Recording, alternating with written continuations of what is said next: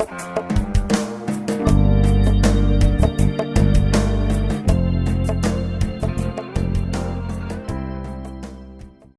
welcome everybody. I am David Morrow, host of Cybercrime Junkies. Welcome to the show. I'm excited about today's topic and today's discussion. We're going to be talking about how to prepare for a data breach, incident response from one of the leaders in the industry. We're joined by Executive Vice President, CTO at Solis Security, Chris Loehr. Chris is a brilliant human and a solid guy who also currently serves as in the role at Solis Security CFC Response, which is a division of CFC Underwriting. We'll get into that. He oversees a team of cybersecurity professionals where they handle the firm's incident response and does a whole host of mentoring collaboration with small, mid-sized businesses and enterprise organizations across the country. Chris, welcome, sir. Hey, I appreciate being here. It's a fantastic opportunity to talk to you guys and your audience. Yeah, no, we're really excited. For a small fee, we can follow you around and do that same introduction every time you walk in a room. So yeah, I can walk into every meeting. You could just have me on Zoom. I'll just pop in, do that, and go. And now Chris Loehr. And then I just need some theme music to go with that. Right? Yeah, I know. We've got it. It's on a button right here. So that's fine. So our audience is mixed, right? We've got business owners, we've got people in cybersecurity field, IT, we've got people that are a lot of entrepreneurs, a lot of brand experts, marketing. So our audience is all over the place. So what I like to do is kind of explain your role. And when you need to use acronyms and things like that, I'm just going to ask you, just explain it in English for us, right? Oh, is that fair? Definitely. No, that's the way I do it anyway. So it should be I figured. So tell us about your current role. What do you do? And then let's back into kind of how you got there. Yeah, so my current role is I wear a number of hats with Solis. So so Solis, half our business is incident response, and half our business is cybersecurity. So we started doing cybersecurity for banks 20 years ago, and that's all we did. Back then it was information security, and a lot of the terms that we use today, fancy terms, we didn't have back then. But back then the banks were kind of forced to do security. Right? They actually had regulations. We're the first, weren't they? Yeah. Exactly right. in terms of all the verticals, right? We see healthcare catching up. Legal is still way behind in a lot of spots, definitely. But the banks have been leading the way. And I've always told people, hey, even if you're not a bank, if you want to reference an industry that's had to do it and do it for a long time, reference the banks. Their regulations and guidance is really good. So anyway, our incident response business. It's about 4 to 5 years.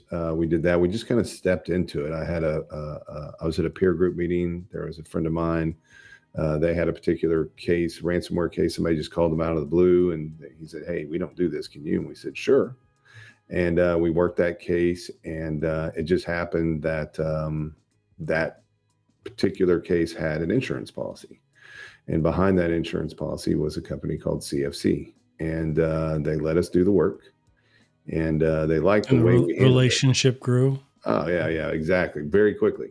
So they were like, "Hey, you want to take on everything?" And we said, "Sure." And so we quickly did that. And so since then, I have had a lot of focus on the incident response side. And the team that reports to me out of that group is the business resumption team. And in layman's terms, it's kind of the first responders when somebody gets hit. Right. And usually it's a ransomware attack. So that's what we do. And work around the clock 7 days a week. It's crazy. Yeah. And so in a typical scenario now, an organization gets struck live by ransomware. We recently spoke with Robert Ciaffi, who was telling us about he was part of the massive ransomware. He owns an MSP, as you know, you know him. And yeah, exactly. And he was telling us how literally he was trying to communicate with some clients during the attack and saw his files be encrypted and go white, like live. Yeah. And so when that happens, Solis Security is somebody that they can call. Now, generally when they call their insurer, they will have somebody that either has Solis Security or somebody like you guys, right? That is usually correct. Yeah. So there's two ways it kind of works. The carriers themselves, they usually have some method of contacting them. It could be through a website, could be through a web app or a phone number. Sometimes your first call may be a law firm, and then that Mm-hmm. law firm will engage an incident response firm that they have a relationship with, that the insurance carrier has approved. Or like in our case and other carriers, the incident response firm calls you first, determines whether or not, what's going on, what the impact is, what kind of degree, and then we bring the law firm in. So that's pretty much the two use cases that can happen. And if you have cyber insurance, it's a good idea to find out how that works at a high level, because you don't want to find it out in the middle of a fire. Yeah, that's exactly right. We were talking to Lester Chang, who is in head of security over at BMO Bank, and he was saying how, like, to build operational resilience, there's like practice that, right?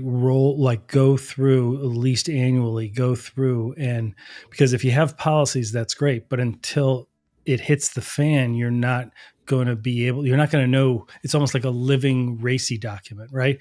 You're not going to know who needs to be aware of something. You're going to make errors, right? And it could really cost you. And so doing that. It is important. And when I talk about this, or when I conduct or facilitate tests as well, what we try to do is, instead of just running through like a monotone script of a scenario and getting it done in 15 minutes, we try to add as many elements into that to determine whether or not the people that are filling those roles are the right people during that time. I mean, you could have a person that's perfectly cool, calm, during the normal workday, but when they're put in a pressure situation, you may have never seen how that person reacts.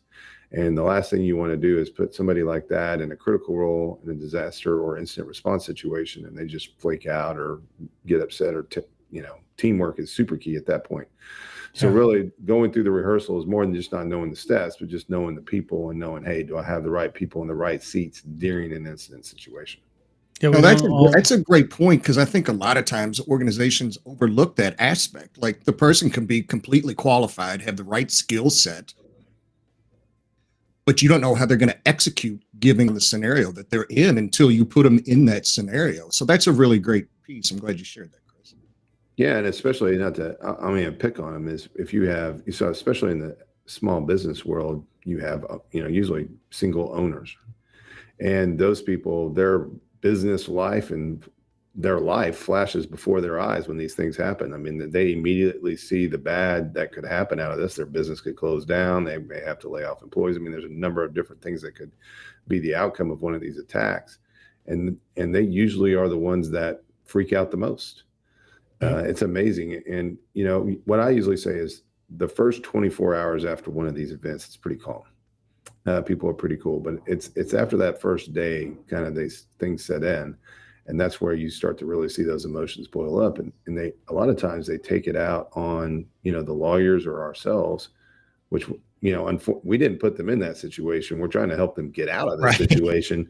So it gets really, really difficult in certain times. I mean, I'm not going to say it's every time, but in certain times, you really have to deal more with emotions than you ever thought you would have to in these types of situations. Yeah, and it's a tricky scenario if you want to test how somebody does under the time of crisis and severe pressure, right? If you don't practice that ahead of time, right, you're really not going to know. Are you finding, when you go and you get in that scenario, are you finding organizations that are well equipped and prepared, or is it what most people assume? That's what most people assume, right? So it's interesting because they've heard of ransomware, but they've never really practiced. What do we actually do? I have a lawyer. I have an insurance policy. I'll find that in my file drawer on my PC and call them, whoever I'm supposed to call, if that ever happens. They won't hit me. I work in Kansas. Don't worry about it. I'm too small, right? That's exactly Which is absolutely not true. No, it's absolutely not true. I would say a couple of years ago, the attitude overall was, it'll never happen to me. Mm-hmm. I would say these days that more people now know of someone that has been hit. So Correct. At least it's a little better, but they are somewhat prepared. But it's interesting because, we talked about knowing, if you have one of these situations, who to call and how that kind of process works. We do have policyholders that will call us ahead of time and go, hey, we really kind of want to understand this. Do you mind getting on the phone and talking us through this, so we can update our plan? Definitely, we'll spend 15 to 30 minutes to do that. And guess what? Those people never call a claim because they're incredibly prepared, and it's a sign of their maturity. Right. And so but most of the time it's not the case. This is their first, scent of a cyber incident. And usually it's a bad one. Typically they're not a minor, it's full blown, you're down, dead in the water, what are you going to do type situation. And they're not prepared at all. And if we do find somebody with a plan, that plan is not reflective of anything that you would do in reality. My personal experience, Chris, has been that ransomware has gotten, and I'm basing this based on conversations with organizations that have gone through ransomware attacks, that the extent and harm that it causes in the last year or two is exponentially worse than it was 5 years ago. Is that because of the evolution of the ransomware gangs? There was Lockbit 1.0, now there's Lockbit 3.0, like it's getting more harmful, or are you not seeing that? It's always been bad. No, it is definitely worse in my opinion, in different degrees, right? You're seeing more. So when we first started this, there wasn't necessarily a particular type of victim. I mean, even back then, small, medium-sized, large, it didn't matter. Nonprofit, profit, they could care less what business or whatever you're in. If you were a charity and just basically doing everything you can to stay afloat, to do the things that you're supposed to do from a charity perspective, they didn't care. So we've always seen that kind of attitude. I think what we have seen is more organization around these groups kind of behind this, more sophistication just with their processes and tools. I mean, these groups recruit people, they buy tools, they do a number of different things. But I think the marketplace, if you want to call it that, that's this criminal marketplace behind all these things where people are going out stealing credentials and then trying to figure out if they can access a particular network, and then turning around, packaging that up and selling it to these groups, and they're buying it and going and doing their thing with it, whether it's just going in and stealing data and encrypting or whatever attack they're doing. There's just a ton of money. And the phrase I always use, it's the highest reward, lowest risk business you can be in from a criminal perspective, because Absolutely. the chances of them actually figuring out who you are, and then finding you, and then extraditing you, and then indicting you, and then you serving any kind of meaningful time with the way the laws are written. I mean, why not? If you can make 6-7 figures in an attack and not get caught, hey, keep it up. It's easier and better than robbing a convenience store. Right.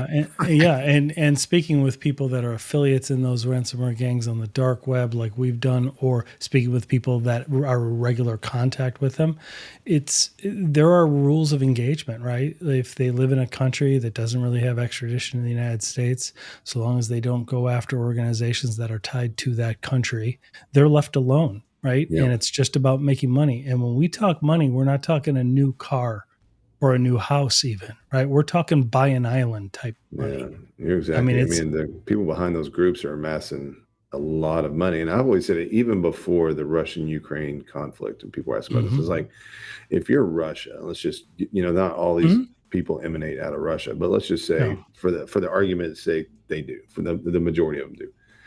I mean, if you're Russia, you have this massive amount of money being transferred out of the United States and other Western countries into Russia. I mean, why are you gonna upset that, right? That's great. I mean, that's revenue coming in my country that's turning into tax revenue, usually somehow, some way. Yeah. And so there's really no motivation with law enforcement over there to do much about it. They'll do, in my opinion, they in the past, prior to the conflict, I believe that there were some busts that were, I would call it, primarily symbolic, like the R-Evil takedown. Exactly. Right the before cameras, the invasion. Lights. They had the microphone in the guy's face. It was they like had a 60-minute episode. It's like they called 60 minutes ahead of time. Right? Exactly right. And who knows if that person was low level, medium level? I mean, that you never hear anything from that perspective. So but you're right. They do. But I'll say that's a change. I will say that in the past, the rules of engagement were better. Like they were like there, I don't know if that's in today's segment, but there was that children's, I think it was Children's Hospital or whatever. Sick that was kids it. up in Canada, and it was Lockbit 3.0. Yeah, so that's an example where they're like, hey, our bad, here's the decryptor. And they, supposedly fired that affiliate. That was, and for most, what it was an affiliate, think of affiliate as like a contractor. Yeah, it's like an independent contractor salesperson. You go, exactly right. you eat what you kill. We'll give you a generous portion, and they can make millions of dollars, right? And we don't know you, you don't know us. So even if you get taken down, you don't even know who we are, and it's a phenomenal organized crime model, right? I mean, in terms of efficiency. It's. Some people get kind of chills at their back when I kind of talk about this because they think that I'm actually kind of giving these guys props. And I'm not really giving them props. Not at all. But when we use the term organized, they are incredibly organized. I mean, they have structure, organizational structure. They have a hierarchy. Like I mentioned earlier, they recruit people. They have campaigns to recruit people. It's very similar. I tried to participate in. Yeah. Right. Lockbit 3.0 has got the tattoo contest. I had to hold Mark back from participating. Hey, you got $1,000 and you got to become an affiliate. Yeah. Like he was like, think of the cool hat I can get, man. It would be like, and the story I could tell. I'm like, don't even get off the dark web and let's go back to work. Exactly. Close the laptop and back away. So let's back up a little bit, Chris. How did you get to where you are? Like when you were a kid, there wasn't cybersecurity. Like at least when I was a kid, there wasn't. There wasn't. You know what I mean? Like there wasn't an internet. How did you first get the taste for it? Like, well, when I was a kid, I back then you had modems and you could dial into places and mess with things. So you might be able to dial into. Back then, sophistication was if their environmental controls were be able to be remote access from a modem. So you could dial in and turn the air conditioner way down and turn the heat up and do that type of stuff, right? And you can only do so much with a modem, and that was the thing. I mean, there were people doing other things like getting free long distance and all that kind of cool stuff, right? Oh yeah, the freakers. We've spoken with a lot of people that got started doing that. Black box, blue box. I mean, all those kind of right, exactly. Yep. So I actually did. I had a BBS and all that kind of stuff, and was getting software, and that was, 0-day wearers was the term, man. If you got that game day came out, right? It might take you 7 hours to download it, but you got it. And then, really, I kind of in high school didn't do anything from a computer perspective that much, right? I had a job and girlfriend and all that kind of crazy stuff, right? And so when I got to college, though, I was a business major, and there was a fraternity brother of mine that was 2 years older that was in a degree called Management of Information Systems in the business school. When he told me about that, because I didn't want to program. And I said, all right, I'll do that. That looks pretty cool. So I did that. And then when I got out of college, I went to work for a private company that's big at the time, the largest privately held collections company, debt collections company. Started doing real estate collections, then got into credit cards. Massive growth. But he is now passed away, but the founder and CEO of that company, he was incredibly paranoid about security. And I mean, to the point where there were bug sweeps. Our head of security. Oh, wow. Yeah, the head of security was a guy who was retired from physical security, paranoia. He was incredibly paranoid. He didn't trust anybody. Literally, you learn that in onboarding. Like, he didn't trust great experience for going into the banking industry. That's exactly right. That thing shut down. There's a whole history lesson probably. But anyway, then I got into the banking world. He wasn't the guy down in Kansas City, was he? No, he was in Tulsa. Oh, Tulsa. Okay. Yeah. Right. So he was Tulsa. So, and so it's kind of weird because that company was CFS. And so there's wow. three-letter CF acronyms are killing me, but yeah. So then I got into banking, and that's where I got my taste of regulations, right? But when I went to that bank had recently been acquired by a group that took it public. And at the same time, this group, the small group was going to then flip it. And it was kind of their retirement plan. They'd been in banking a long time, a number of them. And they said, we're going to get together. We're going to take this bank. It's a 100-year-old bank. We're going to flip it. And it took a little bit longer, but during that process, we changed out everything in that bank, every application, pretty much everything infrastructure wise.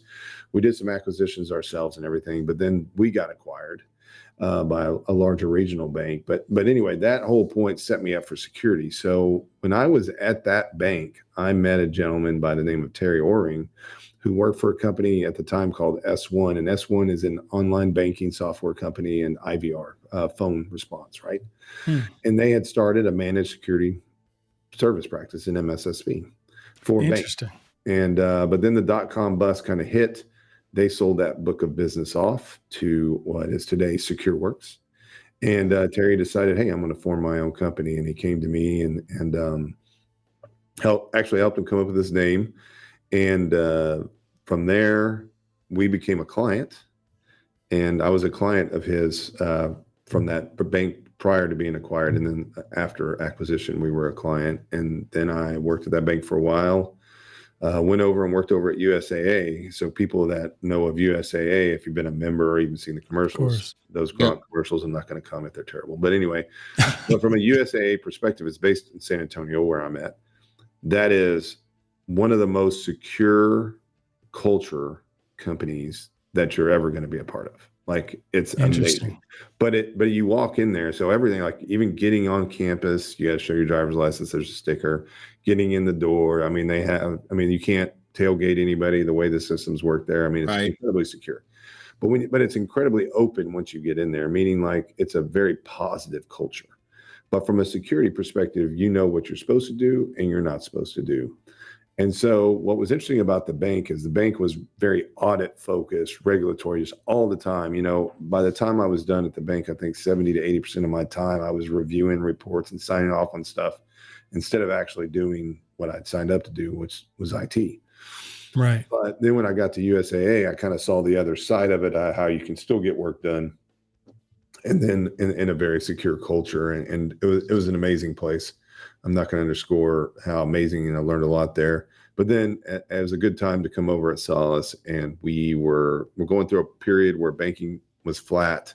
The economy and shifts in the administration kind of put the end to people starting up banks and merging and acquisitions, all that kind of fun stuff. And so then I went to work for Solis, and I told you the rest of how we got an IR. Yep. So it's a cool ride. It wasn't one of these things where I decided one day I was going to go get a book, a cert, and study it and switch careers. It's always kind of been part of what I did. And now it's more because we don't do any type of IT work. We used to have an MSP, but when we were acquired by CFC a few years ago, we spun that off, and then they got acquired and rolled up into a larger MSP. So yes, we don't do any of that work anymore. So it's just security all the time. So it's fun.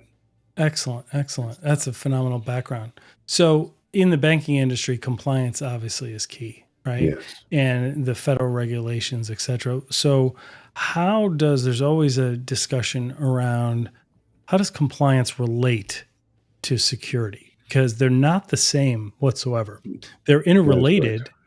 But what's your take on that? Like, how do you explain the difference? Yeah, so you can be secure, and when I always tell people, and I was speaking to a number of agricultural consultants earlier this week about this, I said, okay, one rule about security is if you put something in place, you need to make sure you have evidence and an audit trail behind it to prove that you have it in place. Okay.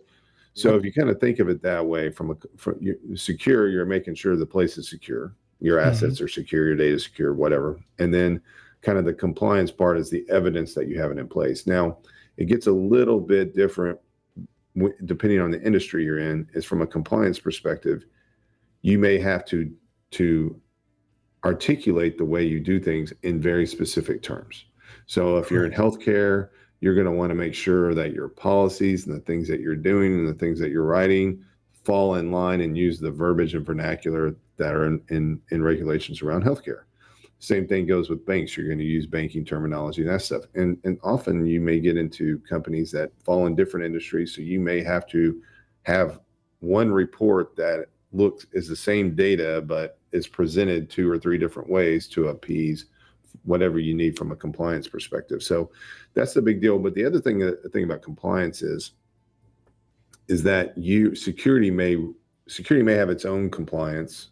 At the same time, you may have other areas of the business that have compliance requirements that security is a part of, right? So you may have, Right. the banking world, HR, HR, legal, whatever, that has a right. security component of it, right? So the bigger you get and the more complex your business gets, if you obviously if you have one focus, that's easy, but when you start to have multiple focal areas, then you may need to kind of change up your policies and stuff. But the real rule is just be able to do what you say you're going to do and be able to prove that you're doing it. And I mean, that's an incredibly important lesson. I learned that when I was at the bank. We got into, when you get to a certain size, you start to have patent trolls come after you.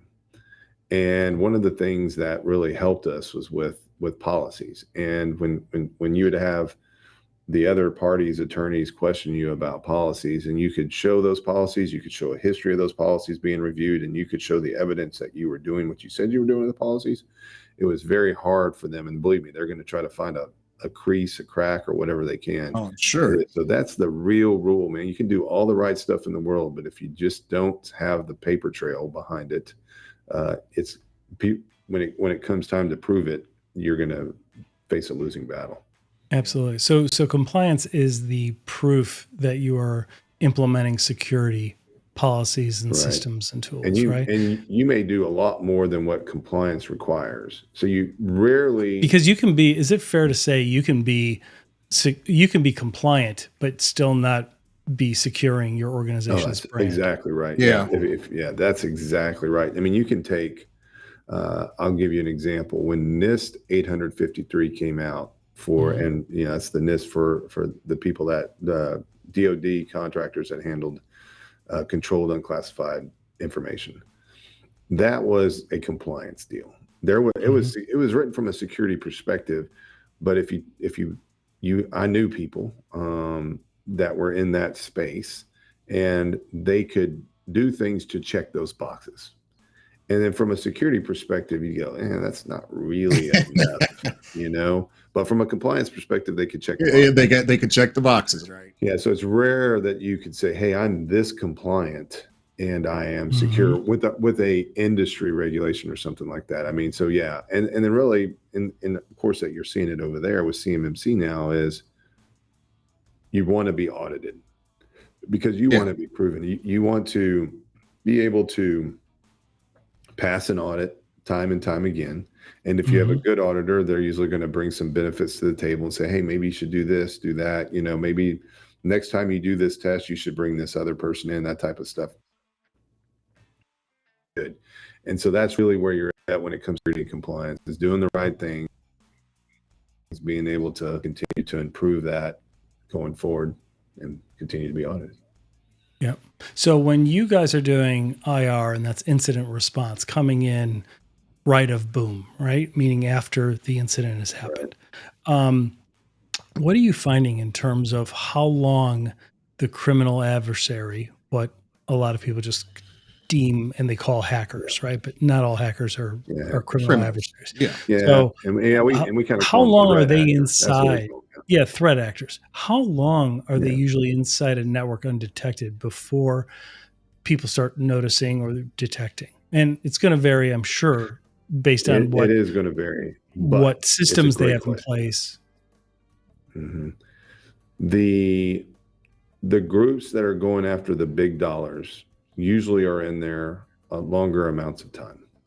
So it could be 2 weeks, it could be a month. You could see it going longer. And sometimes you even see indications of maybe a prior smaller attack that was kind of whatever knowledge was gained there was then turned over and sold to whomever that's doing the larger attack. Right. Like selling the access to precipitate another attack, a bigger attack. Yeah, like IABs, like initial access brokers, people that go in, they don't intend or know how or want or have interest in executing the attack. They just wanted to crack in, and they have that. They'll go and sell that on the dark web. We have access to ABC Corporation. That's exactly right.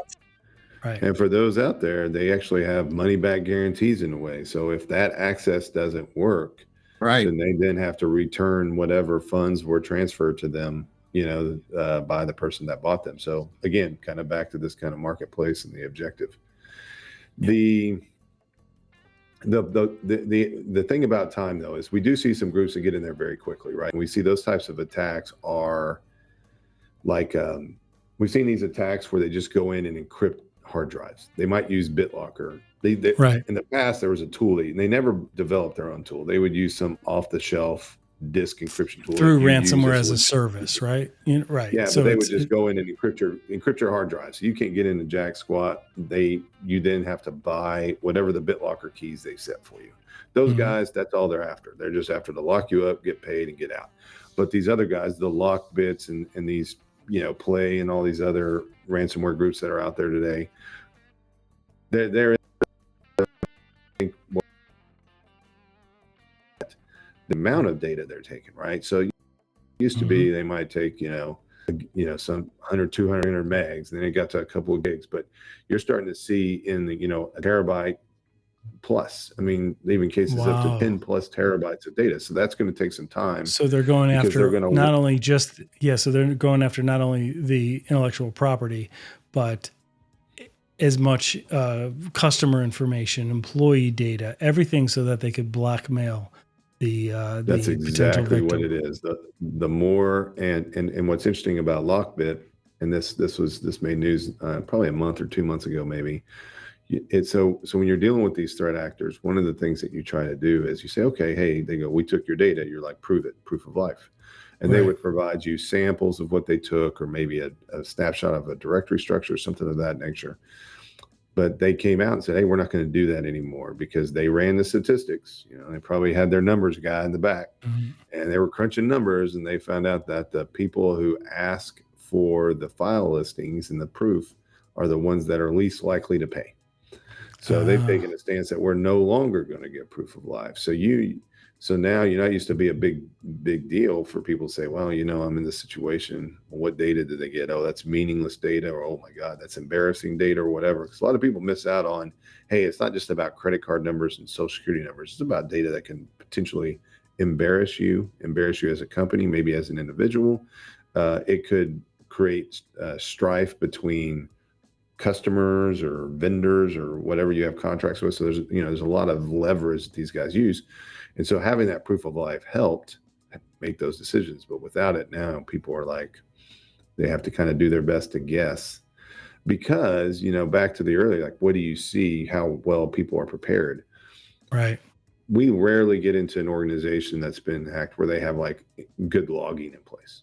Because if you have good logging in place, you're able to spot anomalies, right? You're able to see weird stuff, people moving around the network that are unauthorized. Exactly. We can say, oh man, somebody was in your network last Friday, and they were in there for the last week, and they were doing this stuff, and this is exactly what server they were on. So we know. Well, most of the time that doesn't exist. So we have to go with a more difficult and arduous journey through forensics, and that takes time. There's no magic button. There's not something you just cut and paste in Google and it gives you an answer. It just doesn't work that way. So that's the point, is it takes some time. So if you're in these situations, you're not going to get a quick answer anymore, especially depending on what group that's hacked you. You're not going to get a quick answer of what they took, and then you just have to do it. And so my point to people is, one thing that people seem to still not focus on enough is data security. People just keep too much stuff. Yep. And they keep ad hoc locations, right? Yeah. They stored in a bunch of different places all over the place, and we don't know all the vulnerabilities. There's shadow IT, where people are bringing in devices, connecting them to the network that the IT team doesn't even know about. Yeah. And somebody exports a list. I mean, this one comes up a lot where, like, our HR system, it's hosted. We use, whatever role service or whatever. But then you just ask a simple question. Well, what about 401k stuff? And they're like, and you're like, do you guys have like a spreadsheet that has everybody's information for 401k enrollment purposes? Oh yeah, we do have that. Boom, done. And then a lot of times and then they're like, well, we only have 35 employees. Well, how many employees have you had over the last 10 years where that data's in there? Oh, that's right. In hundreds. And that's in a small company. You get into other situations and they find out they might have a spreadsheet there, thousands of records, tens of thousands of records in one spreadsheet. And so back to your point with either it's, we can argue shadow IT, or we can argue just capabilities in these platforms. You've made it real easy for people to export data and to crunch data and pull in Excel and do all that kind of stuff. Well, there's no management around that data. That data is going to come to bite you if those guys get a hold of it. Yeah. And what are you finding in smaller organizations? Are you finding, is there an issue that you see after the fact, after you guys get involved, on how they were offboarding former employees? Because when we are engaging with clients, especially in the SMB space, we find that there are hundreds of clients or former employees. We find that there are hundreds of former employees that their access still hasn't been turned off even after they've been terminated or left voluntarily. Are you guys seeing that too?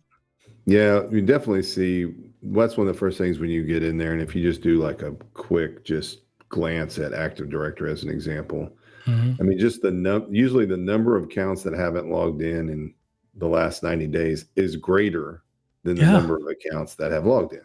Right. And that's just employee stuff. And then you have just a bunch of other like system or service accounts that have been there forever, and no one knows why that is, right? I mean, and it's no different whether you're just a ordinary Joe business or a technology business. I mean, we've seen it with technology providers too, where there's accounts set up and they know it was set up for some particular reason 5-6+ years ago.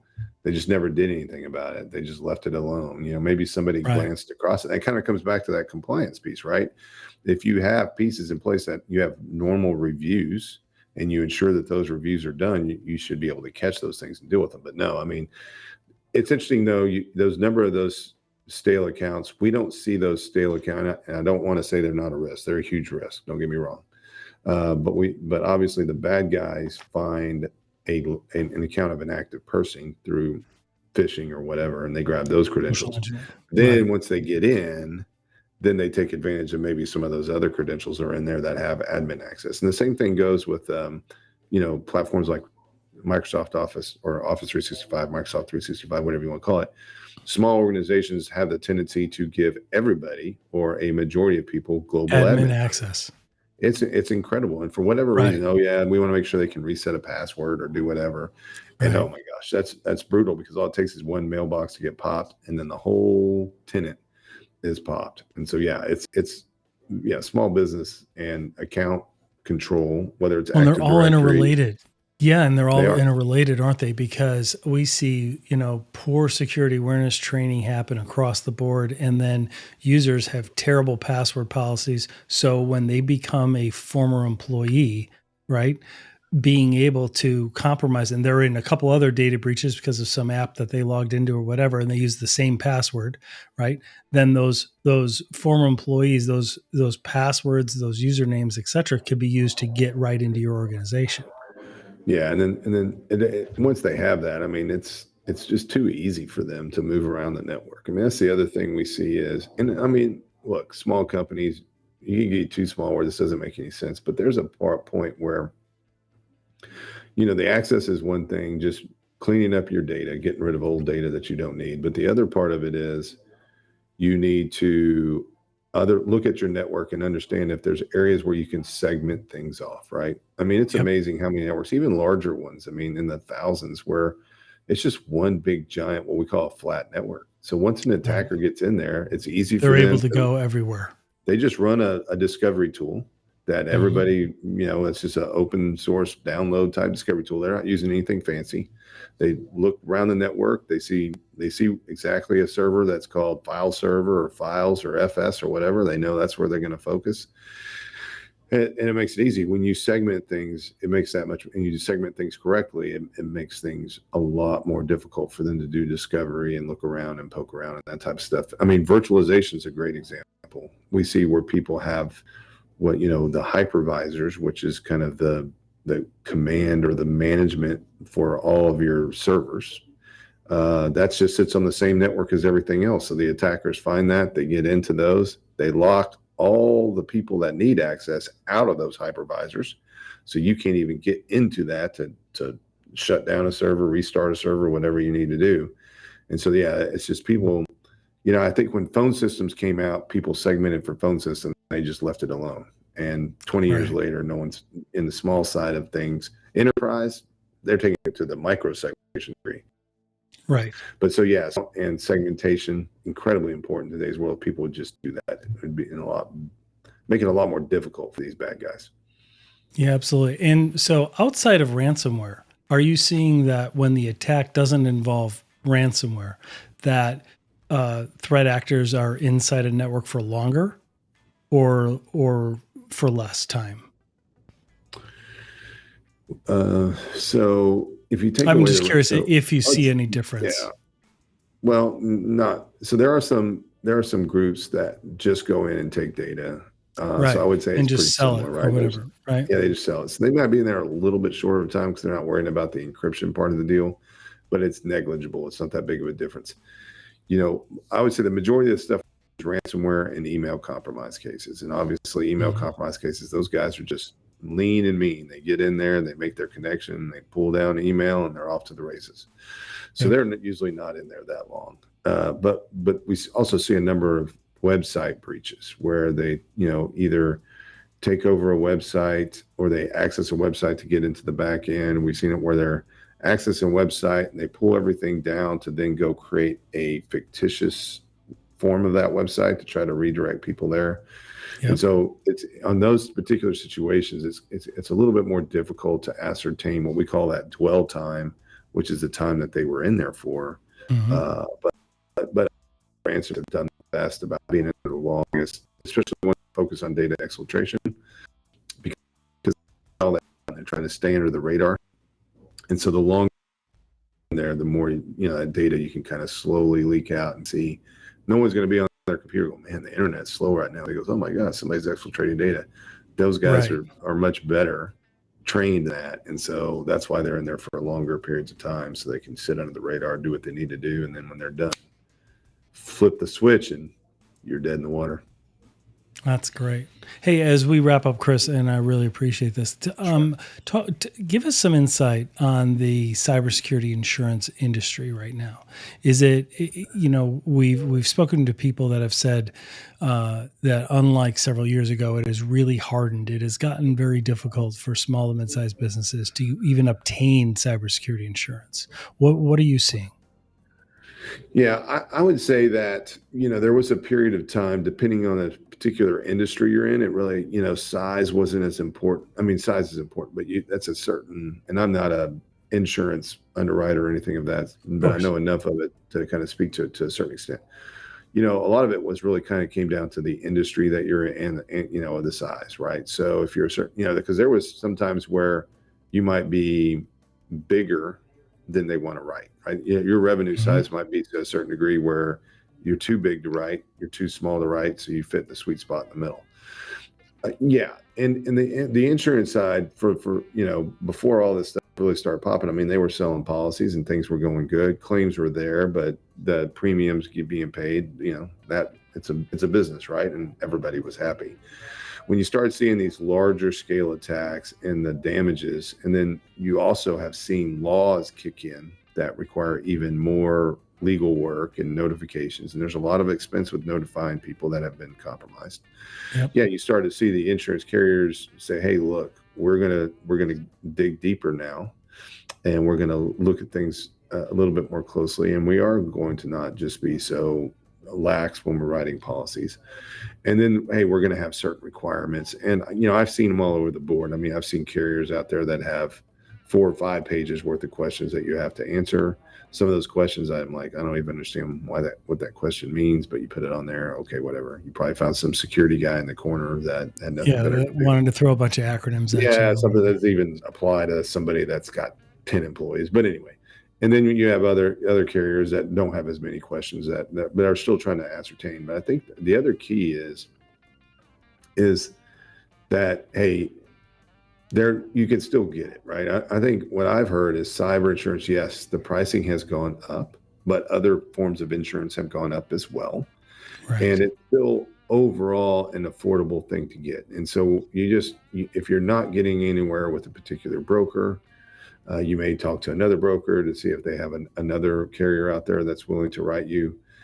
There's different ways of doing it, but usually when I hear somebody that can't get policy, it's just because they're like either in some kind of super high critical industry, Right. or they just don't have the things in place that they need to have in place. So they just, multi-factor authentication on 365 and admin accounts. They just Right. aren't willing to do that. So they don't Right. get written. I don't blame the carrier for saying no. So given your experience at Solis, and we'll have, for the listeners, we'll have the link to Solis Security in the show notes, and where you can reach out. We'll have your LinkedIn profile as well, Chris, so that people can reach out to you, connect with you, because Sure. the insight you've got is just phenomenal. What advice? What are some of the top 5, 3, whatever things based on your engagement after the fact, after a massive data breach occurs for a small and mid-sized business? What are the things you're finding that they should have done? Like, what would be your top recommendations for best practices? Yeah, the number one would be just what we talked about with passwords and multi-factor authentication. I mean, that's not the silver bullet, but that is so important. And It's a baseline, right? it's such a baseline. And Microsoft has come up with different ways to implement MFA from a policy perspective. So I would say, if you're going to you need to do MFA, but when you do it, look into it some more. And if you have a technology provider involved, then let them give you some guidance around that, right? Say, hey, this is better. Like, for example, with Microsoft, you can do multi-factor and just pops up on your screen, says approve or decline, right? Well, the problem is it's real easy for somebody to say approve. And then they go off and do whatever they do. At 9:00 at night on a Saturday, hit approve. I didn't think anything about it. Next thing you know, you come in Monday morning, your account was compromised because you weren't paying attention. So there are things to that. So I'd say that's number one. Number two is remote access is incredibly important. And so when I'm talking about remote access, I'm talking about for employees, I'm talking third parties and that type of thing. We've seen, a number of situations where a business has a piece of software and that vendor supports that software is installed on the server there. It's the vendor security, right? They're just not, they're not paying attention to it, or they just have a bunch of tools that just have sat around forever. When we get into cases, one of the things we get in there, we're like, hey, we see this. Do you know what this is for? No. So we have to figure out, was it installed there for a legitimate purpose and deleted, or it should have been deleted, or did the bad guys get in there and install that? Because that's what they do. They just install that normal remote access that everybody else does. Yeah. And so that's another big thing to be on top. So that would be number two on the remote access. Number three is really, you need to be very active about being on top of your data, where it goes, where it sits, why it's there, why it needs to be there. A lot of people go, well, we need that for research purposes. Well, it doesn't need to be there for everybody to access all the time. Exactly. Who needs access to it? Right? Yeah, store it away somewhere, archive it, get it away, if you have to have it. But really, you should be convincing yourself to delete it. And that's really key. Absolutely. I'd say fourth, I would say fourth would be we talked about the remote access. I'd say just more around vendor management, right? Mm-hmm. Even if you have, there's great IT providers out there, but you should just not, you should question them. You should find out what they're doing. You should find out that if all the things that they're telling you to do from a security perspective, they're doing themselves. Well, we've seen some of the largest breaches. And when you look at the Target breach, they weren't breached directly. They were breached through their HVAC vendor.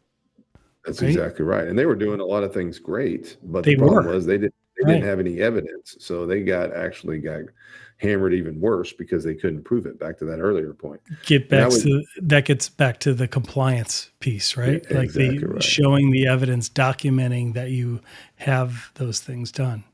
Right. And the fifth one would be incident response readiness, is what we're calling this now. And so it's a very important term versus just like operational resilience, right? Like it's the practice annually of, if this happens, who knows what, who says what to whom, who is on first, who's on second, what do we do next, right? You're right. And don't just think of it as a technical exercise. If you just have IT doing it, you're missing the boat. It's got to involve HR, right? Am I right? It's got to involve HR. It's got to involve legal. It's got to involve anybody handling social media, PR, like who's going to communicate, who's going to do this. If you have a board, we see a lot of times where Yeah, especially with nonprofits, the way things are written, they can't get approval to do jack squat unless they have a board meeting. And so those are the things you have to take into account because you get an instant response situation. You got to make decisions quickly, but you're like, oh man, we legally cannot make that decision. We have to have an emergency board meeting and we got to call board members and they got to have 72 hours notice, all that stuff. That's the kind of stuff you need to feed in and take into account when you're doing your incident response. So yes, plan, incident response, operational resiliency, great term there, as well as just being able to test it. And not only just test it annually, that's good, but if you have some material changes in your environment, you acquire somebody, you change out some infrastructure, you move to the cloud, that should trigger you to revise your incident response plan and test it again. So you may find yourself testing it multiple times a year just because of the rate of change in your organization requires it. Absolutely. So I'm going to, as my last question to you, I want to ask you this because I think there should be a number 6. I'm just going to throw it in there. How many, here's my question for you. How many of the organizations, when you get brought in after a massive breach and you guys get engaged at Solis Security, how many of those do you find had adequate security awareness integrated into their culture ahead of time? What percentage, just roughly? Well, so I think the term adequate is there. We see a lot of people, they have their employees go through some form of training, but I don't think it's enough, if that makes sense. It's not focused on what they should do. It's very generalized. So there's some great general security awareness training, but that should be more of just kind of a reinforcement, in my opinion. You really need to look at having something that's specific to your policies, specific to your industry, and specific to your culture. And so ongoing, right? Like so many and organizations, especially in the small, mid-sized space. Well, when we onboard, they have a video that they watch and they sign this form. I would Okay. say a lot of them It's don't 3 have that years though. ago. They've been here for Yeah. 3 years. What are you, and they get an email on Tech Tuesday on how to spot a fish. I'm like, how do we know if they read it? How do we know that they have absorbed it, understood it, and then modified their behavior? We don't, right? So You're sending that exactly right. email, while it's important, it's not, we don't know that it's, again, the compliance versus security, right? We don't have the evidence that it actually sunk in. So having it ongoing, testing them, like it's the security awareness aspect of operational resilience. You should Would you agree interview. with that? I completely agree, and I also agree. When you interview people, you should probably ask them some cybersecurity stuff in there to see know who you're That's a great getting when you point. hire on, right? Yeah, it's a But yeah, great point. you're right. I think you're assuming that a lot of people do training on when they onboard employees. First of all, you got to assume that small companies are actually have some kind of onboarding process, and they're just like, hey, go sit with Nancy over there and see what she Right. does. But even if they do, I don't think they're doing the cybersecurity awareness training during an onboarding thing. So, Yeah. but you're right. For those that do, that they never see it again, or they see the same thing year after year, that's not going to be appealing. They're not going to register Not going to be or remember that. effective. When I do training, I try to relate personal stuff as well. So I say, hey, look, this Absolutely. applies to you in the business world, but it's also going to help you in your personal life as well when you're online. And I think that helps. Absolutely. And when we do it, we always focus on what's new and what's relatable to that specific organization, right? And we do it in a bunch of different ways. We do it interactively, we show video, and then we speak with them engaged because people learn different ways. We kind of look at it like it's a professional development, right? Well, as such, these employees are students, and students learn in different ways. Some are auditory, some are visual, some need to write stuff down. So we do it all those ways, and we do it regularly, right? So that it becomes kind of part of the culture. Yeah, you got to interactive is a big deal. I think COVID kind of Yeah. destroyed a lot of that, but you got to give it the ability for people to ask questions and say, well, I Absolutely. saw this, or I heard this, or I read this. That's Right. important in an educational situation as well. That's phenomenal. Hey, Chris Loehr, thank you so much, man. Great discussion. So everybody, Chris is going to be at Right of Boom over in Texas in the coming weeks, and we'll have a link to that. And then we'll have a link to Solis Security. Check them out. These guys are the best around. So we're really excited. Thank you so much, man. Really appreciate Hey, it. appreciate it. It was awesome. Good All right. content. Won't Good be the questions. last I time we enjoyed every talk, minute. man. Yeah, All we're right. just getting Thanks. started. So, all right. Thanks, everybody. Well, that wraps this up. thank you for joining us. We hope you enjoyed our episode. The next one is coming right up. We appreciate you making this an award-winning podcast and downloading on Apple and Spotify and subscribing to our YouTube channel. This is Cybercrime Junkies, and we thank you for watching.